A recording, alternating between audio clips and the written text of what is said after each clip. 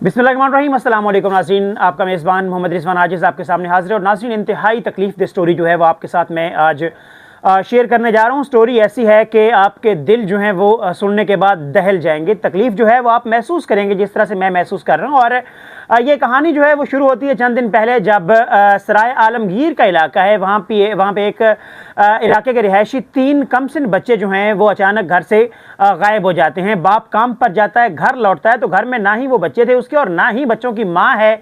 माँ जो है वो घर में उसे मिलती है। पहले तो यही समझा जाता है कि जो वालदा है वो अपने बच्चों को साथ लेकर कहीं किसी रिश्तेदार के घर में गई है मिलने के लिए। लेकिन जब कई घंटे और फिर दिन गुजर जाते हैं तो उसके बाद ये जो अंदाज़ा होता है वो तशवीश में बदल जाता है। और तशवीश में बदलने के बाद पुलिस को इतला की जाती है और वालिद की मुद्दत में मुतल्लिका पुलिस स्टेशन जो है वहाँ पर मुकदमा दर्ज किया जाता है। और जब इसके ऊपर तफ्तीश की जाती है तो इंतहाई खौफनाक जो हकायक हैं वो सामने आते हैं। पुलिस तफ्तीश आगे बढ़ती है, कॉल डाटा जो है वो निकाला जाता है, लोकेशंस जो हैं उन्हें निकाला जाता है और करीबी जो रिश्तेदार हैं या करीबी अफराद जो हैं, दोस्त अहबाब हैं, उनसे पूछगछ भी की जाती है। लेकिन उसके बाद एक ऐसी हकीकत सामने आती है जिसने मेरे दिल मुकम्मल तौर पर मेरा दिल जो है उसे दहला दिया। और आप भी यकीनन ये सुनने के बाद आपके रोंगटे खड़े होने वाले हैं। और तहकीकात के मुताबिक होता क्या है कि जी बच्चों को अगवा नहीं किया जाता और ना ही कोई बाहर वाला उन्हें अपने साथ लेकर जाता है, बल्कि तीनों मासूम बच्चों को उनकी अपनी सगी माँ जो है वो अपने आशना के साथ मिलकर कत्ल कर देती है।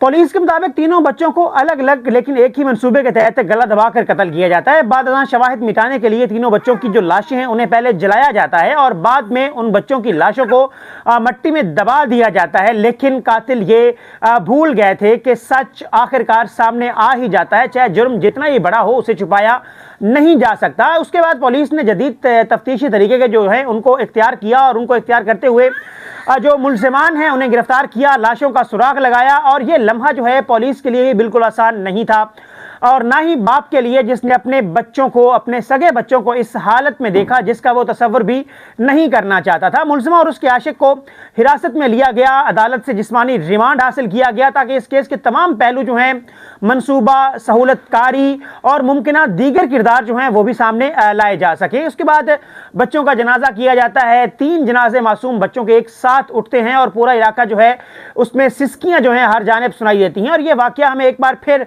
आईना दिखाता है, ये सिर्फ एक खातून का जुर्म नहीं, ये इस मुआशरती बिगाड़ का नतीजा है जहां गलत ताल्लुकात, नफ्सियाती दबाव और ख़ानदानी निज़ाम की टूट फूट जो है मासूम जानों की कीमत पर अपना अंजाम दिखाती है। सवाल ये नहीं कि सज़ा कितनी होगी, बल्कि सवाल ये है कि क्या हम अगला आने वाला जो वाकया है उसे रोक पाएंगे।